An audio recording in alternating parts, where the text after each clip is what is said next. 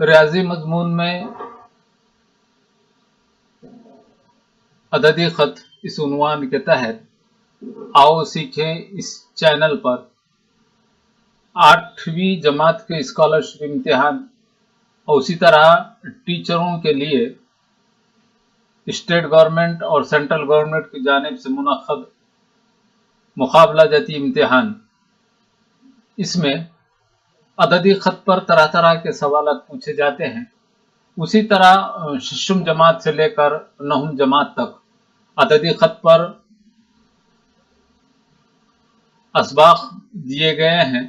ان اسباق میں عددی خط کا گہرائی سے معلومات اور مطالعہ دیا گیا ہے۔ تو اس ویڈیو میں ہم آؤ سیکھیں اس چینل کے ذریعے سے عددی خط کے بارے میں معلومات حاصل کریں گے کہ عددی خط کیا ہوتا ہے، اس کو کس طرح سے سمجھیں، اس کے عددی خط میں موجود باریک باریک جو معلومات ہیں اس کو ہم گہرائی سے مطالعہ کریں گے۔ یعنی کہ عددی خط کسے کہتے ہیں، پہلے تو یہ ہمارے سمجھ میں آنا ضروری ہے کہ ایسا خط جس پر ہم عدد کو ظاہر کرتے ہیں، عدد بتاتے ہیں، اس کو عددی خط کہتے ہیں۔ اب وہ عدد جو ہوتے ہیں وہ طبعی اعداد ہوتے ہیں، مکمل اعداد ہوتے ہیں، صحیح اعداد ہوتے ہیں، ناطق اعداد ہوتے ہیں۔ ان اعداد کو ہم عددی خط پر ظاہر کرتے ہیں۔ تو وہ ظاہر کرتے وقت اس میں موجود جو باتیں ہیں وہ ہمارے ذہن میں ہونا ضروری ہے۔ تو سب سے پہلے عددی خط کو ظاہر کرتے وقت یہ جو عددی خط ہے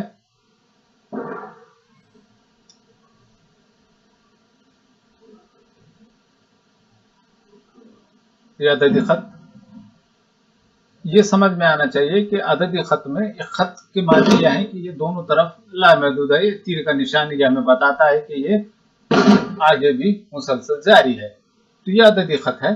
اس پر جیسا کہ ہم مکمل عدد بتائیں تو یہاں پر یہ 0، یہ 1، یہ 2، یہ 3، یہ 4، یہ 5، 6، 7، اس طرح سے آگے یہ اس طرف دائیں طرف مسلسل چالو ہے۔ تو اس کو ہمیشہ رواج یہ رہا ہے کہ 0 کے لیے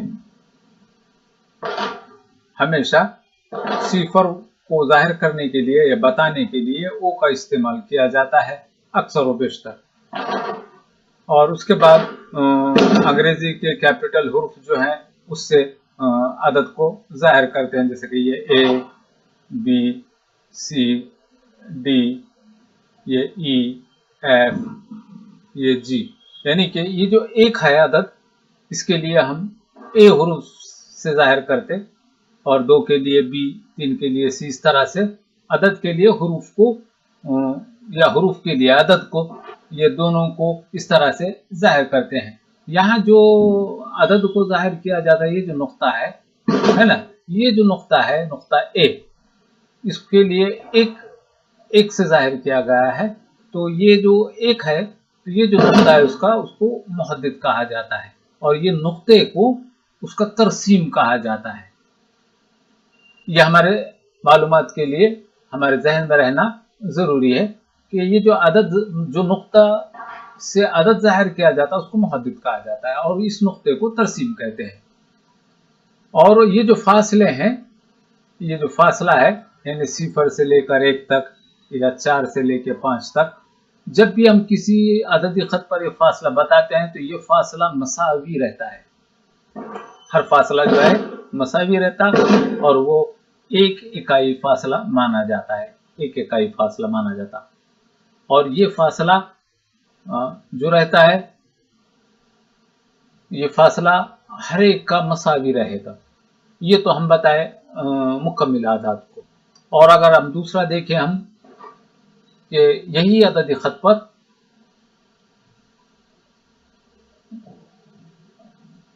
ہم صحیح اعداد بھی بتاتے ہیں۔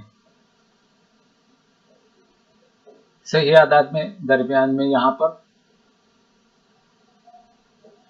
ये सिफर और इसके दाएं तरफ मुस्बत के अदद, ये 1, 2, 3, 4 और इसके बाएं तरफ मनफी के अदद, -1, -2, -3, ये -4। इस तरह से अदद खत पर सही अदद को बताया जाता है। यानी कि सिफर, ये सिफर जो रहेगा इसको इब्तदाई नुक्ता भी कहते हैं या मुब्दा भी कहते हैं। इसको मैं इससे पहले बताया मैं कि सिफर को ओ से जाहिर किया जाता है और ये जो दूसरे अदद हैं मनफी और मुस्बत के, इनको अलग-अलग हुरूफ से जाहिर किया जाता है। और ये बताया मैं तुमको कि ये जो फासला है एक इकाई फासला कहा जाता, और ये फासला हमेशा जो खत पर जो फासला दिया गया है तो तमाम नुक्तों के दरमियान का फासला मसावी होता है। एक फासला अगर दे दिया जाए तो हर एक का फासला उतना ही होता है।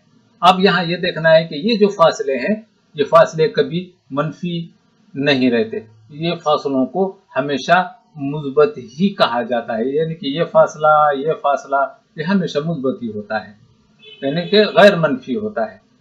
ये एक बात हमारे जहन में रहना जरूरी है। अब सिफर के दाएं तरफ के अदद को मुस्बत के अदद, सिफर के बाएं तरफ के अदद को मनफी के अदद, यानी कि सिफर से या किसी भी अदद से कहीं से भी अगर हम दाएं तरफ चलें तो अदद बड़े होते जाते, यानी कि -4 से बड़ा अदद -3, उससे बड़ा अदद -2, उससे बड़ा अदद -1, उससे बड़ा सिफर 1, 2, इस तरह से दाएं तरफ अगर हम जाएं तो अदद बड़े होते, और अगर बाएं तरफ जाएं हम इस तरफ तो अदद छोटे होते। इन 2 से छोटा 1, 1 से छोटा सिफर, सिफर से छोटा -1, -1 से छोटा -2, यानी इस तरफ जिस तरफ जाएंगे तो अदद छोटे होंगे, और इस तरफ अगर जाएं हम दाएं तरफ तो अदद बड़े होंगे। तो इसमें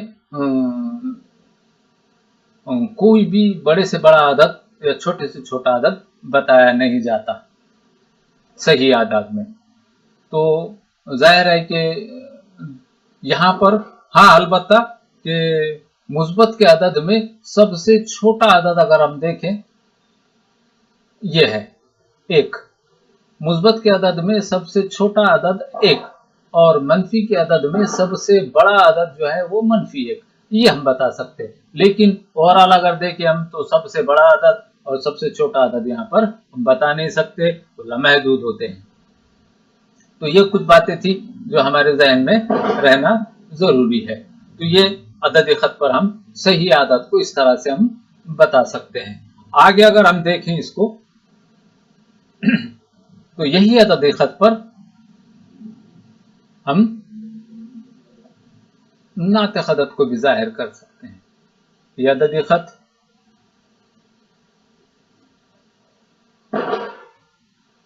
ये सिफर, इसके दाएं तरफ मुस्बत के अदद, इसके बाएं तरफ मनफी के अदद,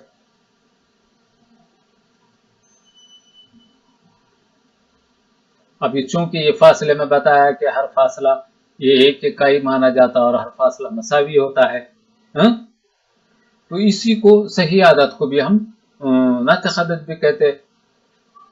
अलबत्ता ये जो फासला है ये इस फासले के अगर हम हिस्से कर लें, जैसे कि ये फासला है यहां से यहां तक का,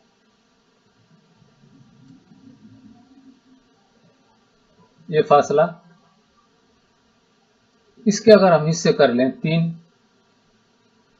तो अब जब हम इसके हिस्से कर लेते हैं 3, तो जितने हम हिस्से करेंगे तो नसब नुमा में उतना ही लिखना होता है। अब चूंकि ये अगर हमको ये नुक्ता मालूम करना है कि ये नुक्ता के लिए अदद कौन सा होगा, तो हम ये एक तो 2 तरीके से मालूम कर सकते हैं कि यहाँ से पढ़कर भी, सिफर से, इब्तदाई नुक्ते से, या 1 से भी। तो 1 के बाद कितना है तो इसको लिए हम ये नुक्ते के लिए हम अदद देखें हम तो 1 सही, कितने मुकाम के बाद, कितने नुक्तों के बाद, 2 नुक्तों के बाद 1 सही, 2 बटा कितने हिस्से किए हुए हैं फासले के तो 3, इस तरह से हम 1 सही 2 बटा 3, या इसको गैर वाजिब कसर में, ये मुरक्कब कसर हासिल होती है, इसको हम गैर वाजिब कसर में भी लिख सकते, 3 1 का 3 और 2 5 बटा 3, यानी कि ये जो नुक्ता है ये नुक्ता 5 बटे 3 इस अदद को ظاہر کرتا ہے، نعت خدد کو ظاہر کرتا ہے۔ تو اس طرح سے ہم اس کو نکال سکتے ہیں۔ اگر کسی تو اب یہاں پر جیسے کہ میں نے بتایا کہ اس کے میں 3 حصے کیا، تو ہر فاصلے کے ہم کو 3 ہی حصے کرنا ہوگا، یہ یہاں پر لازم ہے، 3 ہی حصے ہوں گے۔ اور اگرچہ ہم دیکھیں، ہم دوسرا اگر عددی خط لے، یہ ایک عددی خط ہے اور یہ صفر، اس کے اگر ہم 5 حصے کر لیں، 1 2 3 4، اس کے اب یہ 1 ہے اور یہ 2 ہے مثبت کے، اور اس کے ہم 5 حصے کریں تو یہ بھی فاصلے کے 5 حصے ہوں گے اور یہ بھی فاصلے کے 5 حصے ہوں گے، یعنی کہ یہ جو عددی خط پر کسی ایک اکائی کے جتنے حصے کریں گے تو ہر فاصلے کے اتنے ہی حصے ہوں گے، اور نسب نما میں اتنا ہی لکھا جائے گا۔ جیسے کہ ہم نے 5 لکھے ہیں تو نسب نما 5 ہوگا، تو یہاں پر 1 2 3 4 یہ 5 حصے ہو گئے، تو یہاں پر اگر ہم لکھیں تو 1/5 ہوگا، یہ 2/5 ہوگا، یہ 3/5 ہوگا، یہ 4/5 ہوگا، یہ 6/5 ہوگا، 1 2 3 4 5 حصے ہیں، 1 2 3 4 یہ 5/5 ہوگا۔ یہ اب 5/5 یعنی کہ یہ 1 سے عدد حاصل ہوتا، اب یہاں پر 6/5، یہ 7/5، یہ 8/5، یہ 9/5 اور یہ 10/5۔ اگر اس کو ہم مختصر کر دیں، 2 1 کا 2، 5 1 کا 5 اور 5 2 10، تو یہ 2 سے عدد حاصل ہوگا۔ اس کو ہم، یہ غیر واجب ہے، اس کو غیر واجب کسر ہے، اس کو ہم مرکب کسر میں تبدیل کر سکتے۔ یہ جو نقطہ ہے، یہ نقطہ 8/5 بھی کہا جا سکتا، اور 5 سے اس کو ہم تقسیم کریں تو 5 1 کا 5، 3 باقی بچتے اور 5 کے 5، 1 سے ہی 3/5، اس طرح بھی اس کو ہم ظاہر کر سکتے ہیں۔ تو یہ اس طرح سے ہم نعت خدد کو عددی خط پر ہم بتا سکتے ہیں، اور اسی طرح سے منفی کے عدد بھی بتا سکتے ہیں۔ اب چونکہ یہ کسی بھی دو نعت خدد کے درمیان میں بے شمار نعت خدد ہوتے ہیں، تو وہ کس طرح سے ہم اس کو ڈھونڈیں تو آئندہ کی ویڈیو میں ہم اس پر دیکھیں گے۔ تو کچھ باتیں ایسی ہیں کہ نعت خدد کو ظاہر کرتے وقت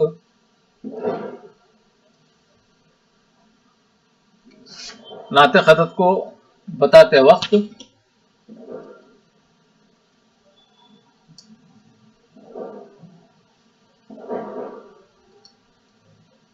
کچھ چیزیں ہم کو ذہن میں رکھنا ضروری ہے، جیسے کہ یہ ہے، یہ مثبت کا 1، مثبت کے 2۔ اب یہاں پر اگرچہ یہاں ایسا ہے، اس کے ہم اگرچہ ہم 4 حصے کر لیں، 1 2 3 4، اور یہ نقطہ ہم کو بتانا ہے کہ یہ کون سا عدد ظاہر کرتا، تو 1 صحیح 2/4، یہ اس کو 6/4 اس طرح سے بھی ظاہر کر سکتے ہیں ہم۔